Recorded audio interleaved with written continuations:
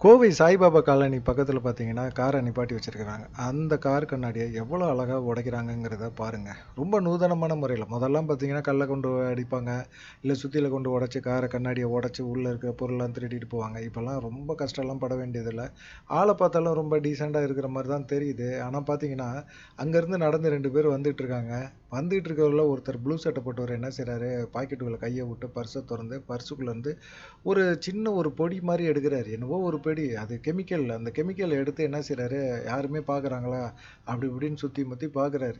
பார்க்குறவர வந்து ஒரு CCTV camera பார்த்துக்கிட்டு இருக்கு அப்படிங்கிற எண்ணமே அவருக்கு இல்ல. இல்லைன்னாலும் பயம் இல்ல. அவருக்கு அந்த மாரி தான் இருக்குது. அவர் என்ன செய்றாரு, டக்குன்னு அப்படியே போற போக்குல அந்த பொடிய அந்த கண்ணாடி மேல அப்படியே டக்குன்னு தூவி விட்டுறாரு. தூவி விட்ட அடுத்த செகண்டே பார்த்தீங்கன்னா, கண்ணாடி எந்தவித சத்தமும் இல்லாம டப்புன்னு உடைஞ்சிருது.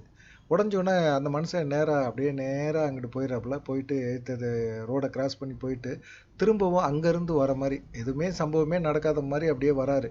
வந்து கார சுத்தி அப்படியே வந்து, அப்படியே காருகிட்ட நெருங்கி வராரு. வந்து பார்க்கும்போது கண்ணாடி சுக்கு நூறா உடைஞ்சு கிடக்குது. உடைஞ்சு கிடந்த இடத்துல பார்த்துட்டு, டக்குன்னு என்ன செய்றாரு, கொஞ்சம் கூட யோசிக்கவே இல்ல. டக்குன்னு கார் கண்ணாடி வழியா தலைய உள்ள வுட்டு, அப்படியே உள்ள பூந்துறாரு. உள்ள பூந்து உள்ள இருக்கிற பேக்க வந்து அப்படியே பாதி தவந்து தான் போய் எடுக்குறாரு.